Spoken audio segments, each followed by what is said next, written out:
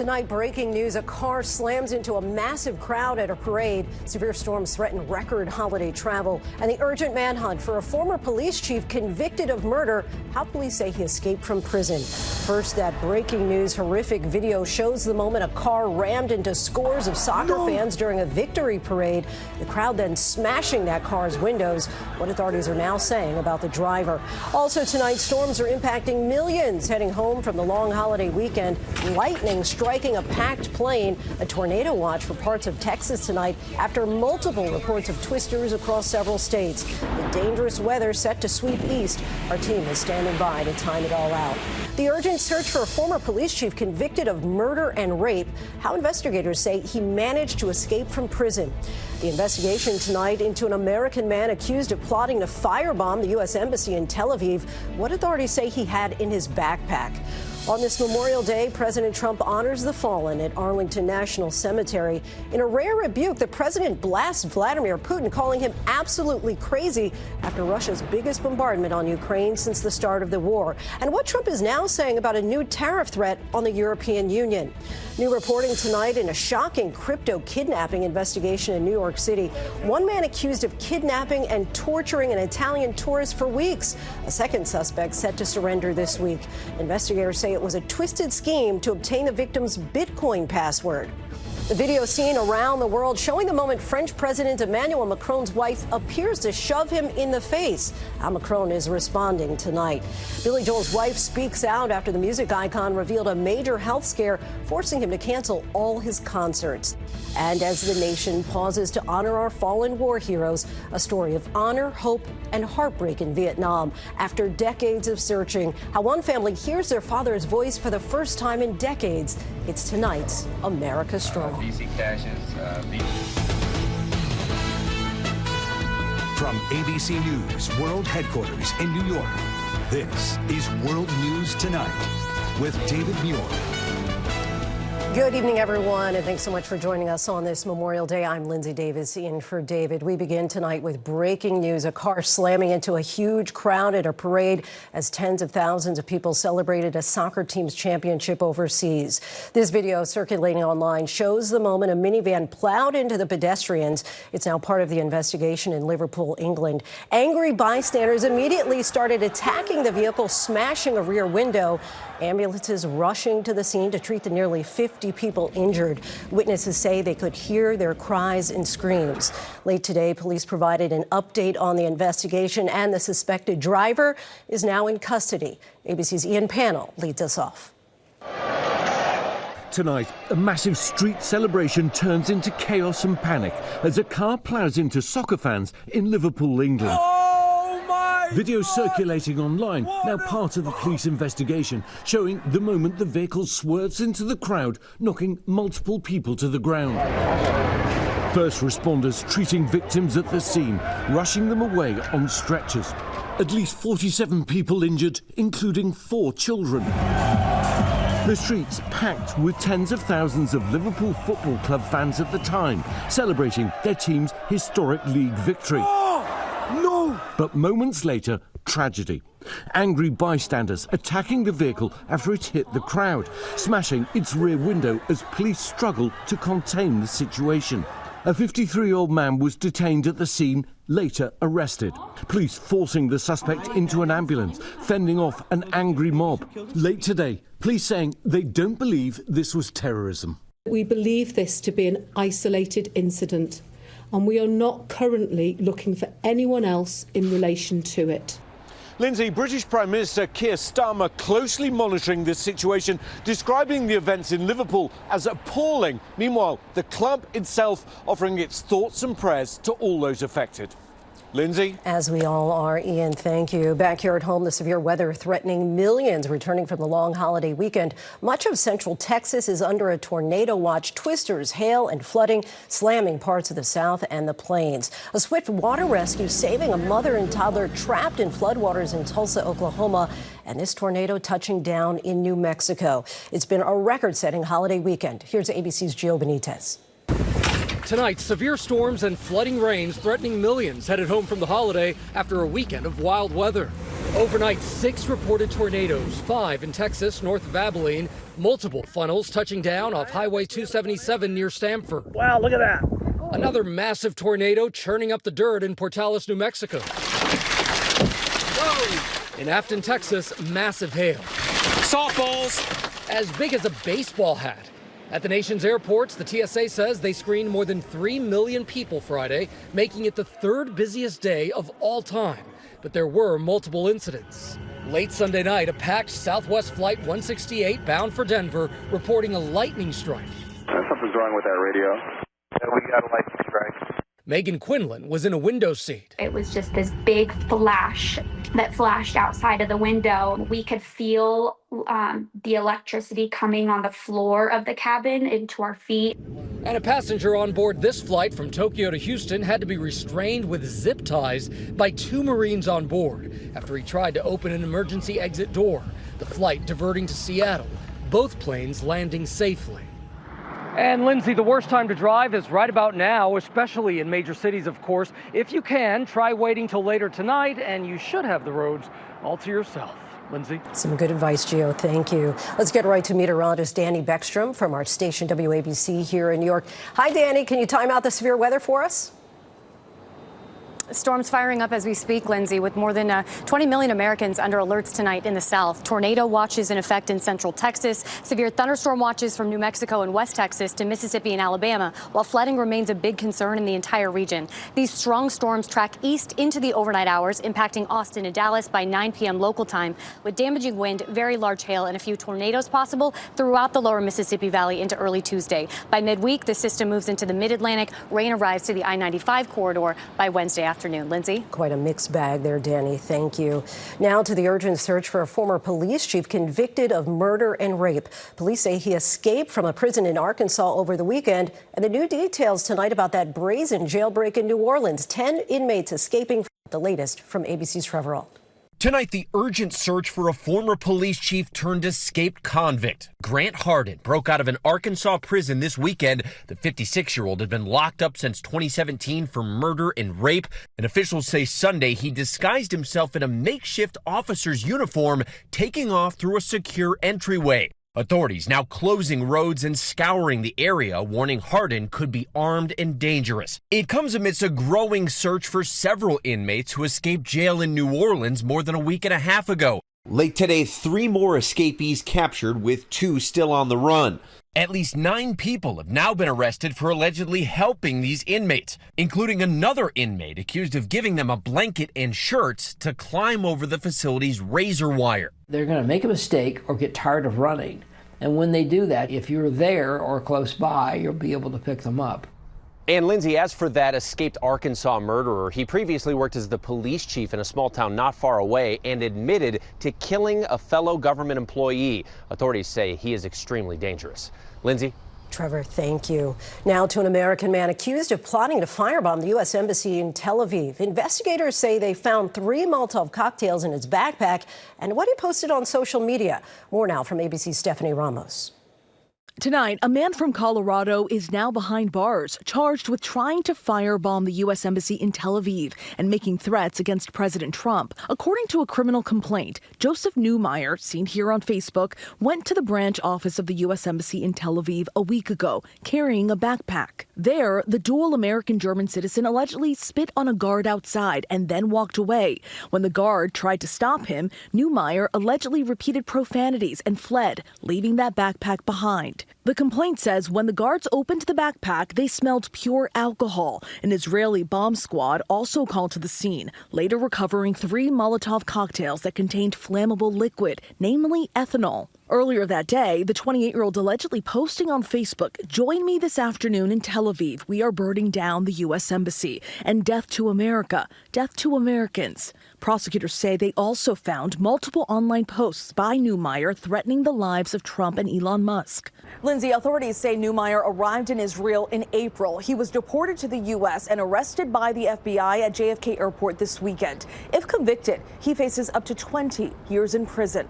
Lindsay. Stephanie Ramos for us. Thank you. Next night, President Trump honoring the fallen, laying a wreath at the tomb of the unknown soldier. The president is now blasting Vladimir Putin, calling him absolutely crazy. And what Trump's now saying about a new tariff threat on the European Union. ABC senior White House correspondent Selena Wang has more. Today, President Trump marking Memorial Day at Arlington National Cemetery, laying a wreath at the tomb of the unknown soldier to honor America's fallen. We share in the sorrow of their beloved families, and as one nation, we give thanks for the ultimate gift they have so selflessly given to all of us. But the president also using his Memorial Day message on social media to lash out at federal judges who've blocked his agenda and blast his political opponents, calling them, quote, scum. A republic that I am fixing after a long and hard 4 years. That was a hard 4 years we went through. Who would let that happen? People pouring through our borders unchecked. And just days after a federal judge temporarily blocked the administration's ban on international students at Harvard, Trump is now threatening to take $3 billion in grants away from Harvard and redirect the money to trade schools. Part of the problem with Harvard is that there are about 31%, almost 31% of foreigners coming to Harvard. We have Americans that want to go there and to other places. The White House claims Harvard has become a hotbed of anti-American, anti-Semitic, pro-terrorist agitators. Allegations Harvard denies. A hearing is now set for Thursday, but until then, the fate of nearly 7,000 international students at Harvard hangs in the balance. We're all panicking. We're all overwhelmed. Time of uncertainty, literally, like I've never experienced it before. And tonight, the president also turning his frustration towards Vladimir Putin just hours after Russia unleashed its biggest bombardment of Ukraine since the start of the war. In a rare rebuke of the Russian leader, Trump saying Putin has gone absolutely crazy. I'm not happy with what Putin's doing. He's killing a lot of people, and I don't know what the hell happened to Putin. I've known him a long time, always gotten along with him, but he's sending rockets into cities and killing people, and I don't like it at all. But the Kremlin pushing back tonight, suggesting Trump's comments might be due to emotional overload. Selena Wang joins us now from the White House. Selena, why does President Trump say that he's now giving the European Union more time to reach a deal before imposing that major new tariff?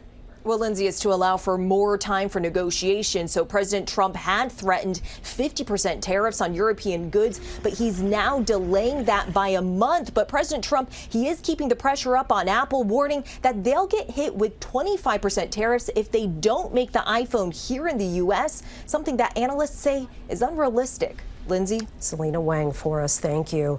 The stunning details emerging in that alleged crypto kidnapping plot. One man is charged with abducting and torturing an Italian tourist. A second suspect is expected to surrender later this week. Here's ABC's Janae Norman.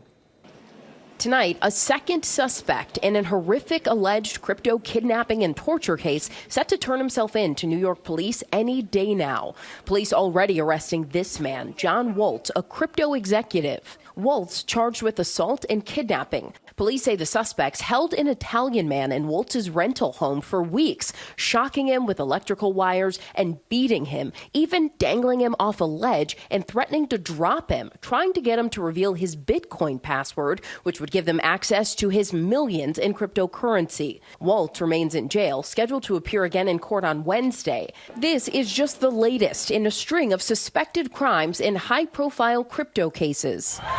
This month in Paris, would-be kidnappers attempted to abduct the daughter and grandson of a crypto executive in broad daylight. A shopkeeper armed with a fire extinguisher helped fend off the attackers who got away. And experts say crypto is becoming more and more attractive to would-be thieves because its transactions are designed to be instantaneous and hard to trace. Lindsay? Janae, thank you. Charles Rangel, once the dean of New York's congressional delegation, has died. Rangel spent 46 years in the House, becoming the first black chair of the powerful Ways and Means Committee. A tax-related ethics scandal cost him that post. He was also a founding member of the Congressional Black Caucus, along with fellow New York political giant Shirley Chisholm, a political force first for decades. Charles Rangel was 94. Still much more ahead on World News Tonight this Memorial Day. The family of a fallen Vietnam War hero receives a precious gift decades after he died in combat. And the controversy surrounding this viral video, what French President Macron says really happened. Next tonight, the search for suspects in a mass shooting. 11 people were injured, at least one critically, when gunfire erupted on a charter boat in the beach town of Little River, South Carolina last night. Police say it was an isolated incident, the shooting sparked by some sort of argument during a private holiday event. So far, no arrests. And the buzz over what French President Emmanuel Macron called joking with my wife. Video shows Macron taking hands to the face as he's about to get off a plane in Vietnam yesterday. Moments later, we see those hands belong to his wife, Brigitte. The scene prompted one French newspaper to ask, slap or squabble? Macron says the couple was play fighting. When we come back, the emotional message from Billy Joel's wife after he revealed a major health scare. To the index now, nature's power on display again in Hawaii. Visitors to Kilauea Volcano got to see this lava shooting nearly 1,000 feet in the air yesterday. The U.S. Geological Survey says this was the volcano's 23rd episode during its latest eruptive phase, which began in December. Next, a note of thanks from Billy Joel, the piano man fighting a condition which leads to a fluid buildup in the brain, thanking fans for their kindness today. On Instagram, his wife Alexis wrote, "Thank you for the outpouring of love and support," adding, "We look forward to seeing you all in the future." And record-breaking movie earnings, Lilo and Stitch, the live-action remake from ABC's parent company Disney, holding a massive $183 million this weekend, leading the way on Hollywood's best-ever Memorial Day. At number 2, $77 million from Mission Impossible: The Final Reckoning. Overall domestic industry earnings are expected to hit $325 million for all films this weekend. When we come back, a man discovers his father's voice decades after the war hero's death. Finally tonight, America Strong. One fallen hero's voice silenced when his children were too young to remember until now. Here's Byron Pitts. This is Captain Riley Leroy Pitts, company commander of Charlie Company, 2nd Battalion, 27th Infantry in Vietnam. The first black officer in American history to receive the Medal of Honor. But just weeks before he was set to go home to be with his family, wife Eula May, son Mark, and daughter Stacy on Thanksgiving of 1967, Captain Pitts was killed by enemy fire. He was 30 years old. His son Mark told us he did not remember the sound of his father's voice until one day when his mother sat down to watch TV. The story started with my mother was watching the Ken Burns documentary on Muhammad Ali. No, I will not go. And she starts telling me, hey, I just saw your dad. They interviewed him in this Muhammad Ali series. That clip, a short snippet of a camera crew in Vietnam talking to soldiers about Muhammad Ali refusing to be drafted to fight in Vietnam. And there he was, Captain Pitts. Simply because Muhammad Ali has these beliefs, there's no reason why people should go against him. That footage, it turned out, came from the vast depths of the ABC News archives. Our team then finding more than 40 minutes of unaired footage. So he found the original sequence of interviews, but he also found some other stuff. VC caches, VC themselves, if they're still here. This is called a search and destroy mission. I'm watching his mannerisms, and that's the first time I would obviously remember his facial expressions, his body language. Every member of the Pitts family teared up, emotional as they watched. So we have one more to show you. Because he made such an impression on the team from ABC News, they went back again and they interviewed his soldiers who were with him when he died. Leroy Pitts was more than an inspiration and a leader of his men. He was a man among men. Without his leadership, everybody would have completely fell apart. Clearly the respect that they had for him and the appreciation for his leadership, and it was probably more personal than it is anything that I saw in the video. This is Charlie 6 over. I'm seeing more than I expected, and I don't know that I was quite ready for that much. I told you I wasn't crying either. It's a lot. It's a lot. It's a whole lot more. Yeah. I just know that that I missed out on something special. I mean, I really do. Captain Pitts, a leader and hero. Our thanks to Byron. You can see the full story later tonight on Nightline. Thanks so much for watching. I'm Lindsay Davis. David Muir back here tomorrow. Good night. Thank you for making World News Tonight with David Muir, America's most watched newscast.